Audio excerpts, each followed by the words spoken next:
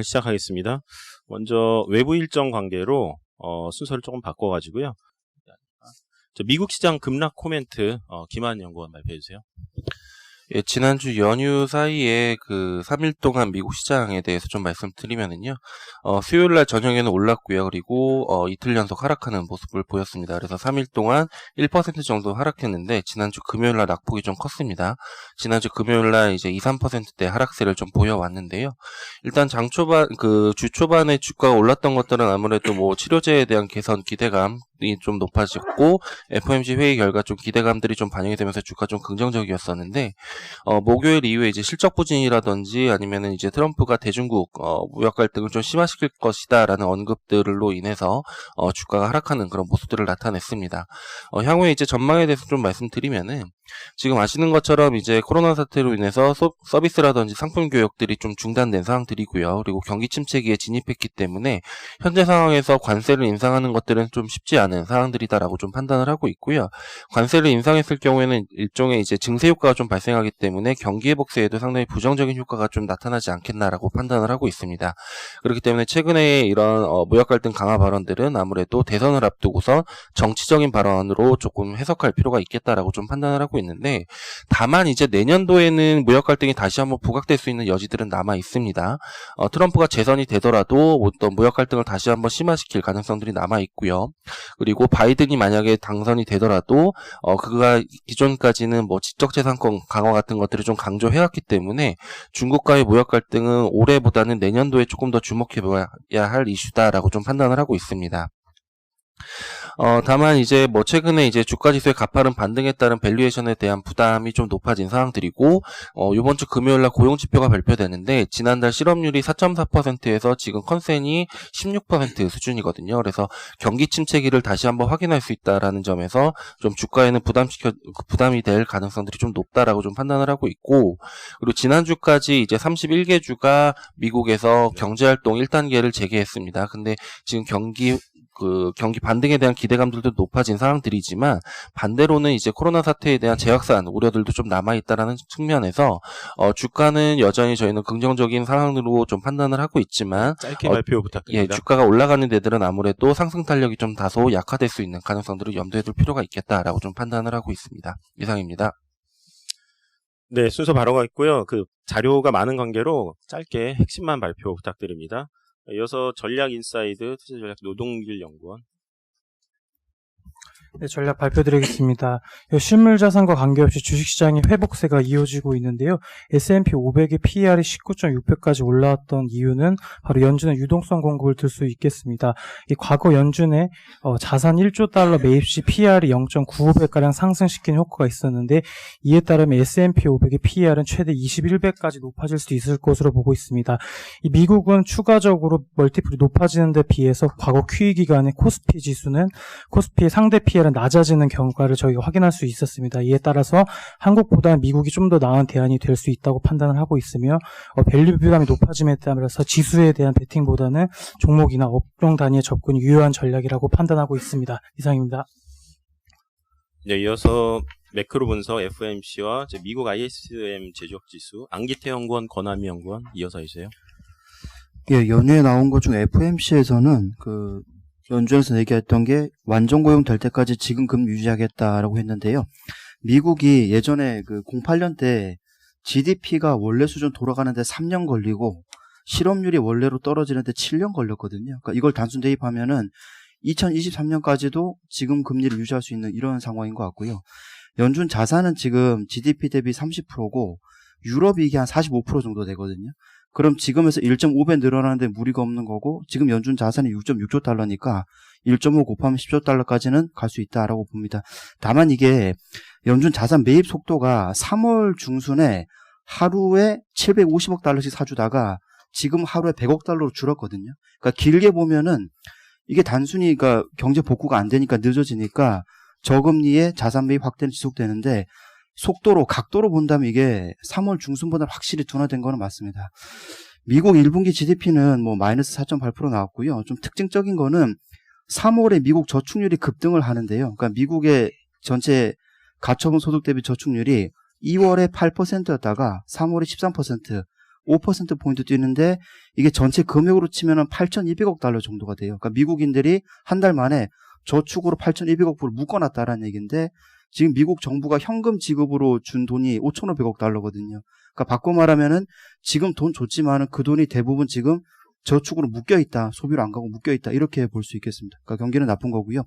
한국은 4월 무역 데이터가 나왔는데 수출 감소보다 더 나쁜 건 지금 무역 적자 전환. 그러니까 이게 지금 9.5억 달러 적자 전환된 건데 이게 일시적인 현상은 아닌 것 같습니다. 왜냐면은 2008년 리먼 때 그 당시 07년 12월부터 09년 1월까지 14개월 중에서 12개월 정도 무역이 적자가 나거든요. 흑자가 안 나고. 그러니까 그렇게 본다면은 지금 3월에 유가 급락했음에도 불구하고 4월 무역 적자 나왔다는 얘기는 5월에도 무역 적자. 그래서 올해 지금 뭐 전반적으로 보면은 뭐 4월 적자 났고 5월에도 무역 적자 흐름. 이게 사실은 수출 감소보다 더 지금은 조금 네거티브한 뉴스인 것 같습니다. 그 미국의 저축률 아까 말씀하신 거예요. 결국 네. 좀 재정 정책이 소비를 이어지지 않는다고 하면은 이게 좀 경기에 대한 우려감이 당연히 클 수 있는 거잖아요. 이거 좀 일시적으로 보나요? 아니면은 이게 좀 다른 요인이 있다고 좀 보시는 건가요? 이게 사실 뭐 전형적인 현상인데 원래 침체에 들어가면은 사람들이 돈을 줘도 일단은 저금으로 다 묶어버리거든요. 그래서 아까 말씀드린 대로 한 달 만에 저금이 8천억 불 늘었다. 그리고 지금 미국 정부가 주는 거는 직접적으로 주는 건 5,500억 불이고 간접적인 거 합치면 2조 달러 정도 되는데 바꿔 말씀을 드리면은 이게 더 필요할 것 같아요. 금액이. 왜냐하면 지금은 일단 현금 주는 거를 이제 뭐 겨우겨우 메꿔내고 있는데 이게 고용 쪽에서 아직 확실히 돌아서질 않거든요. 그러면 지금 현금 주는 게 5,500억 불이면은 이게 결국은 4분기나 내년 초가 되면은 이걸로 지금 약발이 떨어지고 나면은 돈이 더 필요한. 왜냐면 다들 저금만 하려고 그러고 벌어들인 소득이 없으니까. 그래서 결국에는 미국 정부가 연말에는 연초께 한번 더 써야 되는, 그 전에 결국 회복이 잘 안 돼서 더 써야 되는 이런 쪽으로 가게 될 것 같습니다. 네, 미국 4월 ISM 주식지수 이제 5월 초에 나왔는데요. 41.5로 전망치 35 상회했습니다. 여타 지표 중에서 좀 ISM 제조업 지수가 그래도 좀 선방을 하고 있는데요. 사실 내용은 그렇지 않다라고 말씀드릴 수가 있겠고요. 그림 2번 보시는 것처럼 사실상 뭐 물품 인도에 걸리는 시간 이런 걸 좀 측정하는 공급자 배달 항목이 또다시 급등하면서 다시 한번 시장 전망치를 상회하는 그런 헤드라인을 좀 만들어냈다고 보고 있습니다. 생산이나 신규 주문 그리고 고용 지수 같은 경우는 사상 최고치거나 1950년대 이후의 최저치 이런 식으로 좀 많이 안 좋은 상황이고요. 앞으로 심리 지표와 관련해서는 사실 최악의 상황은 좀 지났다라고 보고 있습니다. 중국도 가파른 반등 나온 바가 있고요. 지금 그림 4번 보시는 것처럼 미국도 이제 코로나 확진세가 좀 정점을 통과하는 그런 상황입니다. 경제활동 재개 기대감 여전하고요. 네, 문제는 그림 6번인데요. 사실 ISM 제조업 지수 안에서도 고용 지표가 굉장히 안 좋은 상황인데 이게 이제 제조업 고용에 선행을 합니다. 다만 문제는 지금 더 많은 비중을 차지하고 있는 서비스업 쪽, 특히 레저 숙박 쪽에서 신규 고용이 급감하고 있어서 이번 주 말에 발표될 미국 4월 고용 그리고 앞으로의 실물 경기 침체 압력 여전히 더 악화되고 안 좋을 가능성이 있다. 이렇게 좀 정리하겠습니다. 네, FOMC 관련 내용 먼저 발표하겠습니다. 채권 전략의 강승원 연구원 코멘트와 이제 먼슬리 발표해 주세요. 예, 그 FOMC랑 먼슬리 자료 한 번에 좀 묶어서 말씀을 드리겠고요. 이번 4월 FOMC를 한마디로 요약을 하자면 파월의 출사표 이렇게 말씀을 좀 드렸는데 어떤 거냐면 지난주에 문우신 재무장관이랑 비슷한 논지 이야기가 있었습니다. 지금은 전쟁 중이기 때문에 코로나 바이러스 극복 외에는 다른 건 신경 쓰지 않겠다라고 이야기를 했고요. 특이할 만한 성명서 변화가 있다면 2% 물가 목표 복귀에 대한 문구가 삭제가 됐는데요. 잘 아시겠지만 올해 워낙 1분기에 국제유가가 빠지면서 내년 초가 되면 국제유가, 기저효과, 코로나에 대한 기저효과 등이 있어서 일시적 물가 상승 압력이 있습니다. 그런데 그냥 2% 물가에 발목 잡히지 않고 계속해서 제로금리 유지하겠다라는 이야기를 한 거로 보고 있고요. 결국 완전 고용이 달성되려면 금융위기 때 거의 71개월 걸리거든요. 그러면 파월 임기가 2022년까지입니다. 본인 임기 내에는 제로금리 유지하겠다라는 의미로 파악을 하고 있고요. 실제로 그래서 단기금리가 FOMC 이후에 사상 최저치 다시 경신하면서 내려간 상황이고요. 장기금리 같은 경우에는 1분기 GDP 역시 시장 전망치 하회했고요. 거기다가 MM 자료 좀 왼쪽 차트 봐주시면 실제로 최근에 맥킨지나 BCG 같은 컨설팅 업체의 서베이들 보면은 향후 소비 계속 줄이겠다고 하고 있습니다. 저희 이번 월보 자료 보시면 그 4월달 이후로는요. 정부가 지원해주는 것 때문에 미국의 소매 판매업, 서비스업 같은 경우에 오히려 실직 전보다 돈 더 받고 있어요. 그런 소비를 안 하고 있는 겁니다. 흔히 말하는 가계의 재무 건전성이 악화됐기 때문인데 소비가 빠르게 올라오지 않는다면 여전히 미국의 성장 전망치 하향 조정 추세가 진행 중이다. 그러면 장기 금리는 계속 내려갈 거다라는 생각을 좀 하고 있어서 4월 달처럼 5월 달에도 미국 금리는 0.5, 0.75 레인지에서 박스권 등락 보고 있습니다. 그래서 그렇게 보고 있고요. 한국 같은 경우에는 말씀하셨다시피 앞에서 99개월 만에 무역 적자 전환했고 5월달 수장경제 전망의 성장률과 물가 전망치 큰 폭 하향 조정되기 때문에 저희는 5월달에도 추가 금리 인하 가능하다. 그리고 국채 매입에 대해서도 29일날 의회가 기금치에 대한 정부 보증 동의안을 처리했습니다. 그래서 5월 금통위 전후로 국채와 기금치 매입에 대한 시그널 나올 거다. 장기 금리가 훨씬 더 낮다라는 말씀드리겠습니다. 이상입니다. 네, 이어서 중국 4월 PMI 코멘트 박임금 연구원 발표해주세요. 4월 중국 통계국 제조 PMI는 50.8로 둔화된 반면 비제조 PMI는 53.2로 상승했습니다. 제조 PMI가 전월보다 둔화된 점은 미국과 유럽 주요국의 경제 활동이 코로나19 봉쇄 조치로 멈추면서 수출 주문이 급감하기 때문입니다. 그리고 건설업 PMI가 큰 폭으로 개선된 점이 긍정적입니다. 특히 건설업 활동 전망 지수가 65.4로 2019년 3월 이후 최대치를 기록했습니다. 이를 반영해서 최근 중국 내부 시멘트 가격이 상승하고 있고 굴삭이 판매량은 급증하고 있습니다. 향후 인프라 밸류체인 소비형 서비스업의 개선이 한층 두드러진 것으로 전망합니다. 결론적으로 주요 교역 대상국의 봉쇄 조치 해제와 경제 활동 재개 전까지는 외부 수요 공백을 내수로 채워야 할 필요성이 여전히 높습니다. 중앙은행이 완화 조치가 이어지는 가운데 전인대 개막을 전후로 재정 부양 재개 속도를 높이고 서비스업 정상화를 위한 조치도 이어질 것으로 보고 있습니다. 이상입니다. 네, 이어서 그 중국 책임론 관련해서 그 NH 소버린 모니터 신한종 센터장 발표해주세요. 네, 글로벌 채권 시장은 지난주 강보 압세를 보였는데요. 그러니까 경제 지표는 되게 안 좋은데 경제활동 재개가 이제 시작이 되면서 힘겨루기를 하고 있는 상황에서 중국 책임론 등이 부각이 되면서 지금 전 세계에서 이제 부각이 되면서 또 다른 이슈로 지금 올라오고 있다 이렇게 판단을 하고 있습니다.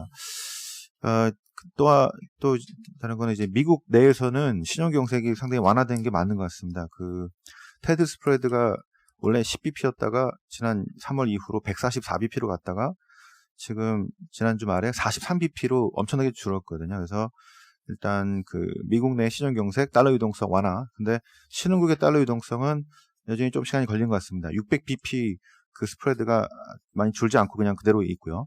신흥국 로컬 채권 시장은 더더욱이나 지금 해먹고 있습니다. 그래서 로컬 채권 시장은 조금 달러 강세 약세로 안정화됐지만 여전히 취약한 상태로 차별적으로 이루어질 것 같다. 이렇게 판단하고 있습니다. 이상입니다.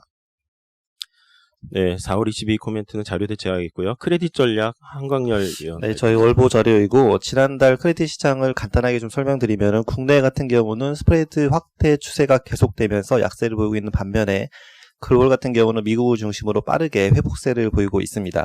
최근에 회복세가 정책으로 인한 것이었기 때문에 이 정책의 어떤 좀 차이점이 이 두 시장의 다른 반응을 야기한 것으로 저희가 판단하고 있는데 미국 같은 경우는 주로 정책의 대부분이 바이러스 사태로 인해서 피해를 본 기업에 집중되어 있다라고 보는 반면에 한국 같은 경우에는 바이러스 이전부터도 펀더멘털이 약화된 기업에게 지원이 지금 하고 있다는 점이 차이점이라고 할 수가 있겠습니다. 그러면서 앞으로 경제 회복세 같은 경우에도 미국 같은 경우는 다른 국가 대비해서 회복세가 좀 두드러질 것으로 예상되는 반면에 한국 같은 경우는 그러지 못하는 점, 그런 점들이 지금 현재 크레딧 시장의 크레딧 참여자들의 어떤 우려사항이다라고 보시면 되고, 따라서 우리나라 기업들의 펀더멘트 같은 경우에도 더 악화되는 점이 더 우려된다라고 보시면 될 것 같습니다.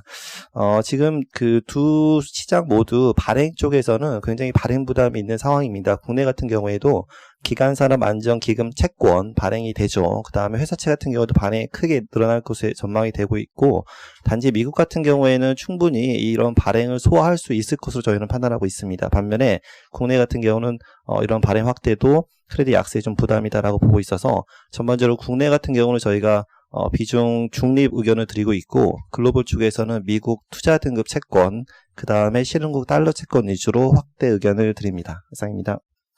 네, 이어서 원자재 전략 황병진 연구원. 네, 원자재 말씀드리도록 하겠습니다. 지난주 보고서를 통해서 5월 1일부터는 오펙 플러스 산유국들의 하루 평균 970만 배럴 감산이 시작이 돼서 유가의 하방 변동성은 그래도 좀 완화가 될 거다라고 좀 말씀드린 바 있습니다. 하지만 오펙 플러스 산유국들의 감산 합의 이후에 공급을 초과하는 수요 개선이 나타나기 전까지는 당분간은 재고 증가세 자체가 그래도 공급 과잉에 대한 공포라고 하는 부분으로는 좀 나타날 거다라고 좀 말씀드렸는데, 당장은 좀 추세가 나타난 것은 아니다라고 좀 보고는 있는데, 지난주부터 석유 시장에서 수요 개선 신호들이 조금씩 나타나고 있는 모습들을 말씀드리도록 하겠습니다. 코로나19 여파로 봉쇄됐던 주요 소비국들이 일부 경제 활동을 재개를 하면서 최대 소비국이라고 하는 미국에서는 5주 만에 그런 휘발유 재고가 감소 전환을 했고요. 그리고 최근까지 가파르게 하락세를 나타냈던 미국 정유시설 가동률도 3월 중순 이후에 처음 상승하면서 수요 개선으로 나타나는 게 아닌가라고 하는 기대감을 좀 키웠던 부분입니다. 동기간 재고는 증가세를 보이긴 했지만 시장 예상은 하회했다라는 점에서는 그런 지난주 유가가 WTI 기준으로 플러스 16.77%를 기록하는데 좀 기여를 했다라고 좀 보고 있는 부분이고요. 당장은 좀 저희가 한 주 정도 일단 나타났었기 때문에 추세라고 일단은 판단하기는 좀 이르다라고 좀 말씀드리지만, 이런 부분들이 추세로 나타날 경우에는 본격적인 그런 유가의 바터밍 아웃 신호가 될 거다라고 좀 말씀드리겠습니다. 하지만 저희가 말씀드렸던 부분처럼 오펙 플러스 산유국들의 감산 합의 이후에 공급을 초과하는 수요 개선이 나타나서 결국 재고가 감소하기 전까지는 변동성은 여전히 유지될 거다라고 보고 있고요. 그런 부분에서는 올해 유가에 대한 궤도라고 하는 부분은 V자형의 회복보다는 그래도 완만한 그런 우상향 그림을 그려갈 거고, 롤러코스터 장세 자체는 여전히 좀 있을 수 있다라고 좀 말씀드리겠습니다. 그리고 2분기, 3분기, 4분기에 대한 유가 평균 전망치는 $25, $32, $39로 말씀드리도록 하겠습니다. 이상입니다. 네, NH 하우스뷰 하재석 연구원 발표해주세요. 네, 5월 하우스뷰 말씀드리겠습니다. 정책 효과로 인해서 신용경색 우려와 유동성 리스크가 완화가 되면서 주식시장도 강하게 반등을 했습니다. 하지만 여전히 경기 침체가 진행 중이기 때문에 이 주식시장의 반등은 단기 반등 영역이다, 이렇게 판단을 하고 있고요. 저희 NH 리서치 본부에서는 중국 주식시장과 금에 대해서 가장 높은 우선순위로 추천을 드리고 있습니다. 중국 주식시장 같은 경우에는 앞서 박인금 의원 언급해 드린 바와 같이 신형 인프라 투자라든지 소비 진착 정책이 향후에 중국의 성장주 중심으로 반등을 이끌 걸로 보고 있고요. 금은 글로벌 유동성 확대 국면이라는 측면에서, 그리고 여전히 안전자산 선호 심리가 우세하다는 측면에서 향후 가격 상승 여력이 높다, 이렇게 판단을 하고 있습니다. 채권은 미국의 투자 등급 채권, 이머징 달러 채권에 대해서 제한적으로 추천을 드리고 있고요. 특히나 투기 등급이라든지 등급이 높지 않은 채권은 여전히 리스크가 높다, 이렇게 판단을 하고 있습니다. 글로벌 리츠 역시 마찬가지로 실물 경기 침체가 진행 중인 상황에서 이 실물 경기에 직접적인 영향을 받는 이런 자산이기 때문에 아직은 투자 시점이 아니라고 판단하고 있습니다. 이상입니다. 네, 이어서 산업기업 분석으로 가겠습니다. 자료가 많기 때문에 핵심만 짧게 발표 부탁드립니다. 먼저 반도체 산업 삼성전자 도현우 연구원. 예, 반도체 산업 먼저 말씀드리겠습니다. 4월달 메모리 고정거래 가격 나왔는데요. 서버 D램 가격이 18% 올랐고 PC D램 가격은 11% 올랐습니다. 예상치 수준이고요. 많이 말씀드렸지만 최근에 코로나19로 인해서 PC 수 양호하고 서버 수 양호한 게 영향을 좀 미쳤다, 이렇게 보고 있습니다. 향후 전망을 좀 말씀을 드리면 3분기가 이제 제일 중요한데 2분기 가격은 이제 다 아시는 거고요. 3분기 저희는 블렌디드 ASP로 플러스 3% 정도 추정을 하고 있고, PC랑 모바일이 조금 괜찮아질 것 같고, 서버 수요가 상반기에 괜찮았기 때문에 하반기에는 약간 좀 둔화되지 않을까, 그렇게 생각을 하고 있습니다. 모바일 관련돼서는 좀 이따 이규하 연구원이 더 자세히 이제 설명을 드리겠고요. 서버는 상반기에 하반기에 투자를 할 물량의 일부를 미리 이미 집행했기 때문에 하반기 투자가 소폭 둔화될 가능성이 좀 있다, 이렇게 생각을 하고 있습니다. 삼성전자 말씀드리겠습니다. 투자 의견 바이라 목표 주가 66,000원 유지하고요. 1분기 실적은 저번에 이제 잠정 실적 나왔을 때 많이 말씀드렸던 거고, 메모리는 상대적으로 양호했고요. 디스플레이랑 C 부분이 좀 부진했습니다. 그리고 IM 부분도 시장이 부진한 것 대비해서는 상대적으로 좀 양호했다 이렇게 생각을 하고 있습니다. 2분기 저희 영업이익 전망치가 6.3조 원이고요. 디스플레이랑 IM이 상당히 좀 부진할 것 같고 반도체는 괜찮을 것 같습니다. 반도체가 5조 원 정도 나올 것 같고요. 아까 이제 말씀드렸지만 메모리 가격 2분기에 D램이 한 10%, 낸드가 한 9% 정도 올라가는 거에 좀 기인합니다. IM은 뭐 핸드폰 안 팔리니까 당연히 실적이 좀 많이 부진할 것 같고 디스플레이가 0.2조 원으로 흑자 전환할 것 같은데 여기에는 한 8천억 정도 애플에서 들어오는 환입금이 가정되어 있는 수치입니다. 그래서 이거 들어올 가능성이 좀 높긴 한데 안 들어올 가능성도 조금 있긴 하거든요. 그래서 안 들어온다는 건 아니고 한 3분기나 4분기로 딜레이 될 가능성도 약간 있습니다. 그래서 그거 제외하면 6.3조 원이 아니고 한 5.5조 원으로 떨어질 가능성이 좀 있지 않을까 그렇게 보시면 될 것 같습니다. 그 자료 이제 따로 나눠드린 것 중에서 일본 회사 중에서 레이저텍이라는 장비 회사가 있는데 저희가 그 제일 선호하는 그 글로벌 장비 업체 중에 하나고요. 그 차트를 보시면 그 주봉으로 좀 보여주세요. 회사가 주가가 작년에 상당히 좋았는데 그 코로나 이후에 코로나 이전의 고점을 지금 넘어가 있는 상태고 회사가 지난주에 그 2020년에 대한 수주 전망을 올렸습니다. 기존 전망은 700억 엔이었었는데 이걸 850억 엔으로 변경했고요. 새로운 전망치가 작년 대비해서 한 91% 정도 성장하는 수치입니다. 회사가 이유에 대해 설명한 게 뭐 코로나19로 인한 영향이 있긴 한데 EUV 관련된 장비에 대한 수요는 상당히 좀 강하기 때문에 그렇다 이렇게 얘기를 하고 있습니다. EUV 장비 제조업체 ASML도 최근 컨퍼런스 콜에서 코로나19에도 EUV 장비에 대한 출하 계획은 변화 없다 이렇게 얘기를 하고 있고요. 이 회사가 그 EUV 그 장비에 마스크 검사 장비를 만드는 회사입니다. 그 ABI라고 하고 APMI라고 하는데 기존의 그 마스크 검사 장비는 광학식인데 이 회사가 만든 건 이제 화학식 검사 장비고요.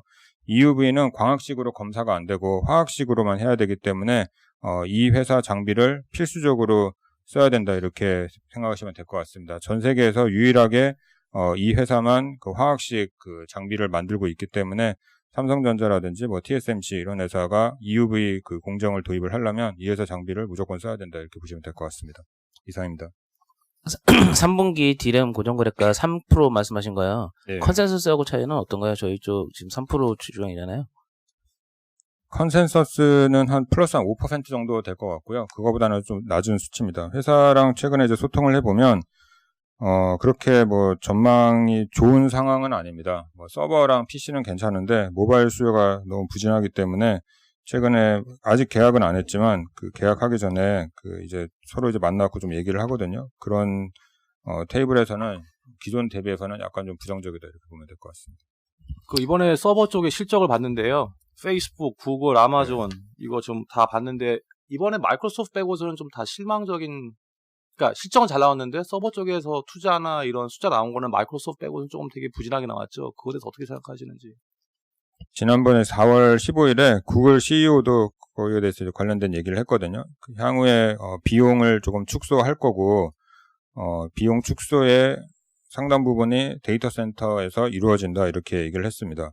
코로나19 영향이 뭐 2분기, 3분기부터 본격화될 것 같은데 아까 그 말씀드린 뭐 EUV 장비라든지 이런 특수한 부분이 아니면 대부분 그 오프라인 제조업체라든지 서비스 업체의 경기에 연동이 돼 있습니다. 아무리 뭐 데이터 센터 관련된 뭐 구글이라든지 페이스북 이런 회사들이 실적은 좋지만 실물 경기가 둔화됐는데 뭐 계속 투자를 집행할 수는 없다 이렇게 생각을 하고 있고요. 그리고 또 상반기에 이 코로나19로 인해서 데이터 트래픽이 폭발하기 때문에 하반기에 투자할 거를 미리 좀 땡겨서 한 것들이 있습니다. 그래서 하반기에 여기에 대해서 조금 부정적인 영향이 좀 있지 않을까 그렇게 생각을 하고 있습니다. 그래서 저희는 예. 그 주말에 디램 고정 가격 나온 거 보니까 상당히 좋던데 이제 예. 말씀하신 거 들어보면 앞으로 이제 고정 가격 상승세도 조금 꺾이는 분위기 아니냐 뭐 이런 의미로 들으면 되나요? 예, 2분기가 디램이 한 10% 정도 올라갈 것 같은데요. 3분기는 플러스 한 3% 정도로 빠지지는 않겠지만 상승세는 약간 좀 둔화될 수 있다 이렇게 보고 있습니다. 그래서 이게 아직 계약이 완료가 된 건 아니기 때문에 확정치는 아닌데요. 좀 올라갈 수 있을 그런 계기가 되려면 지금 모바일이 안 좋기 때문에 이 모바일 수요가 3분기 이후에 큰 폭으로 반등을 해야 된다. 이런 전제 조건이 있습니다. 최근에 이제 뭐 보면 뭐 삼성전자라든지 퀄컴 이런 회사들은 안 좋게 생각을 하고 있고요. 애플이라든지 미디어텍 같은 회사는 상대적으로 좀 괜찮게 보고 있습니다. 그래서 이런 업체들조차도 지금 의견들이 다 엇갈리고 있거든요. 3분기 이후에 모바일 수요에 대해서. 그래서 이런 것 좀 잘 봐야 되지 않을까 그렇게 보시면 될 것 삼성전자 같습니다. 주가가 최근에 이제 시장 대비 좀 언더하고 있잖아요. 예. 뭐 이런 상황 좀 이어진다 볼 수 있겠네요. 예, 그 단기간은 조금 이어질 수 있다라고 생각하고 있습니다. 아까 그 실적 자료에서도 설명을 드렸듯이 2분기 실적도 조금 부정적이고요. 2분기에 영업이익 6.3조 원 추정하는데 뭐 일회성 빼면 5.5조 원밖에 안 되니까 2분기가 코로나 영향이 가장 심한 분기가 되지 않을까 그렇게 생각하고 있습니다. 네, 휴대폰 IT 부품 산업, 이녹스 첨단 소재, 파트론, 애플 코멘트까지 짧게 발표 부탁드립니다. 이규환 의원입니다.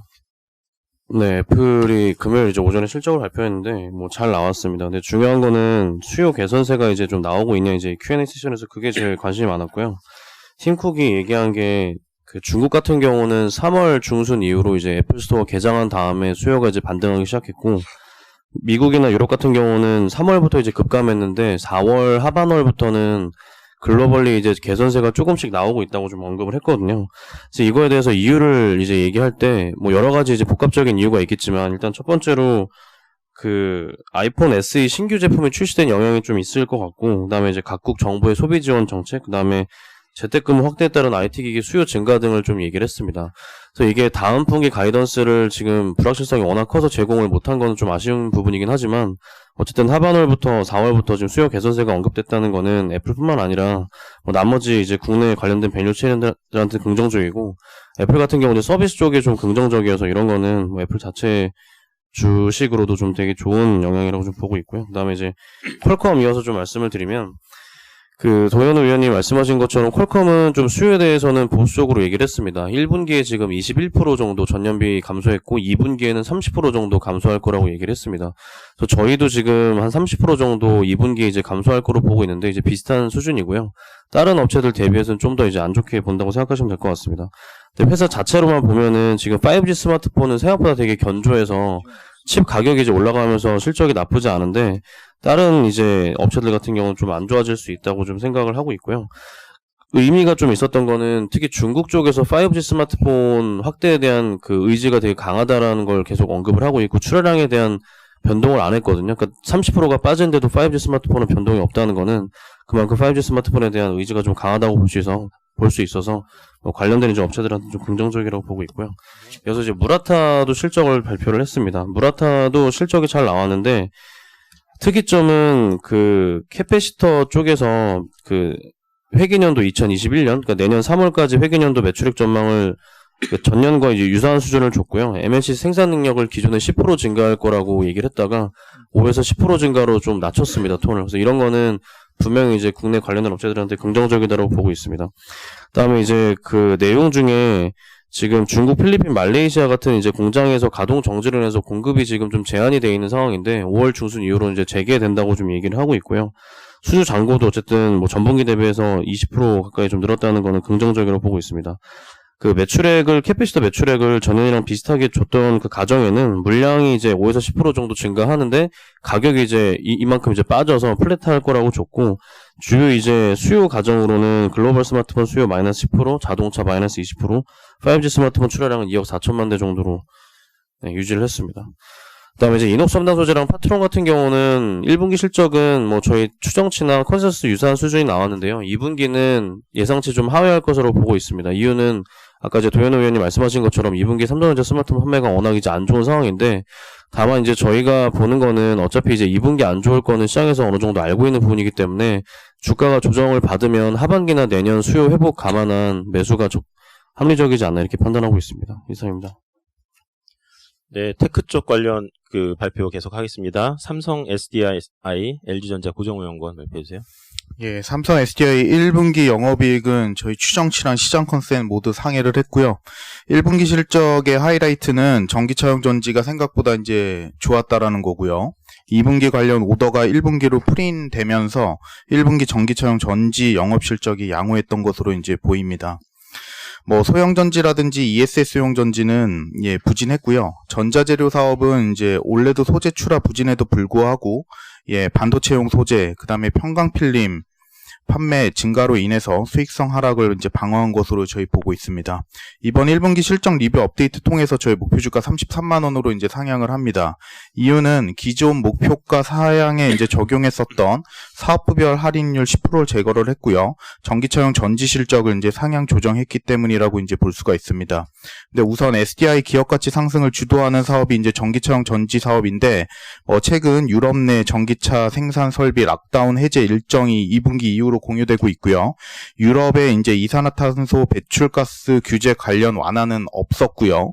폭스바겐의 ID3, 그다음에 이제 BMW i4 같은 이제 신규 전기차 출시 일정이 이제 변화가 없는 상황이기 때문에 3월 말 4월 초 코로나19 확산으로 예, 말씀드렸었던 요런 이제 배경들이 없다라고 하면 SDI의 실적도 불확실할 거다라고 봤었던 요런 이제 해소 요인은 제거될 필요가 있다라고 약간 보고 있습니다. 전기차용 실적은 1분기 프린디맨드 효과 감안하면 3분기 이후부터 이제 실적 개선될 것으로 이제 보고 있고요. 그 다음에 이제 추가로 전자재료 사업 같은 경우는 펀더멘털 변화 없기 때문에 하반기에 신규 스마트폰 출시 효과 감안하면 올레드 소재만 이제 회복되면 성장세 이제 클 것으로 저희 이제 보고 있습니다. 바의견 계속 유지하고요. 33만 원으로 목표 주가는 이제 상향합니다. 이어서 LG전자 말씀드리면 1분기 LG전자 세부 실적이 오픈이 되었고요.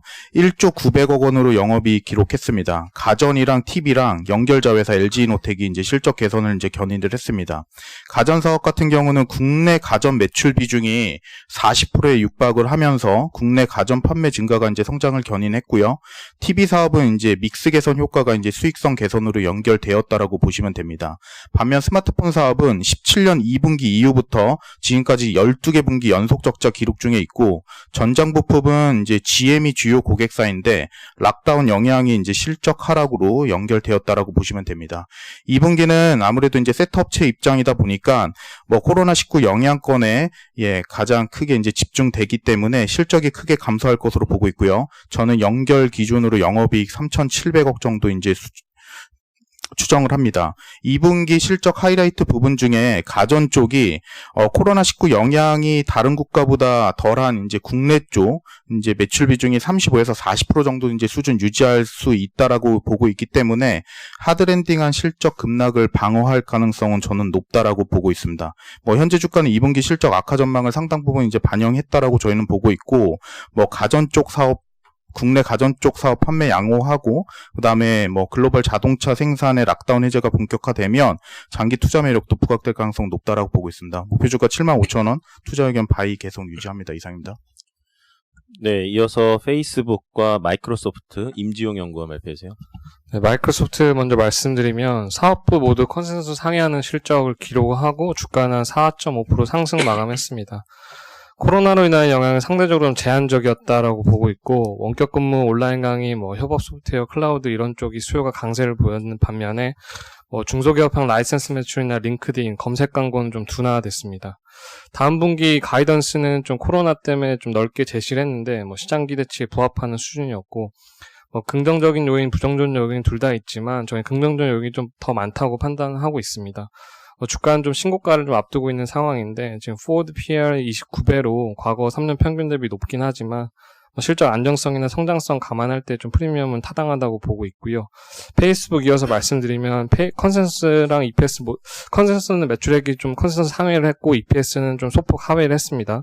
예상보다 양호했는 1분기 실적하고 내용의 주가는 5% 정도 상승을 했는데, 사실 이제 3월 둘째 주부터 코로나 영향을 받기 시작해서 광고 수요 감소를 좀 반영해서 가격을 인하해서 판매하기 시작을 했고요. 자동차 쪽하고 여행 산업 쪽이 수요를 약세를 보였고, 게임과 이제 커머스 쪽 부분은 좀 괜찮았습니다. 코로나 때문에 2분기라 연간 가이던스는 제시하지 않았는데 글로벌 GDP 감소랑 함께 광고 산업 수축 가능성을 좀 시사했는데, 다행인 부분은 4월 3주 동안 좀 광고 수익이 좀 안정화되는 모습을 좀 발견했다고 코멘트를 하면서 좀 주가에 긍정적인 영향을 미쳤던 것 같습니다. 2분기 실적 훼손 우려는 주가에 좀 충분히 반영됐다라고 좀 보고 있고, 동사의 커머스 사업이나 와뎁스 좀 수익화에 좀 더 시장에 관심 있는 모습을 좀 보여주고 있는 것 같습니다. CEO 역시 좀 인도와의 그 기술 회사인 지오와의 파트너십을 좀 강조했는데 향후 이제 인도 커머스 시장 진출에 대한 기대감이 좀 큰 상황으로 좀 보고 있습니다. 이상입니다. 네, 이어서 해외 주식 계속해서요. 테슬라 하고요. 그리고 자동차 산업 계속 발표했어요. 네, 테슬라 말씀드리겠습니다. 그 글로벌 자동차 산업에서 이제 락다운 리바운드 제외하면 지금 대기 수요를 가지고 있는 거의 유일한 회사라고 보여지고요. 지금 1분기에 4.7% 정도 영업이익률 내면서 이제 3분기 연속으로 흑자를 냈고요. 지금 내용을 보면 중국 공장에서의 모델 3 수익성이 미국 공장 모델 3 수준에 근접을 했고, 또 연초 생산 시작한 모델 Y도 램프업이 빠르게 진행되면서 생산 첫 분기에 이제 그로스 마진 측면에서 흑자를 기록했다라고 발표를 해서요. 전반적으로 이제 수익성은 좋아지고 있고요. 지금 상해 공장 생산 능력을 지금 15만 대에서 20만 대로 늘리고, 또 내년 가동 목표로 유럽 공장 건설도 추진 중이기 때문에 지금 중국 쪽 순조롭고 유럽 쪽 확장도 예정대로 잘 진행되고 있습니다.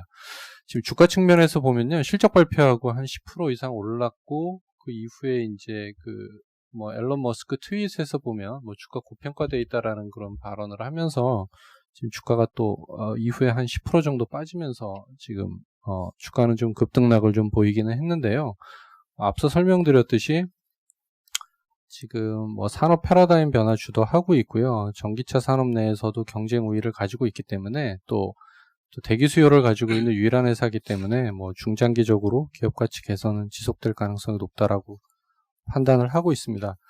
이어서 미국 자동차 판매 데이터 나온 거 좀 간단하게 말씀드리면, 지금 4월 수요는 47% 정도 줄었습니다. 현대기아차는 한 39% 정도 줄어서 마켓시어는 이제 9%대로 지금 올라간 상태고요.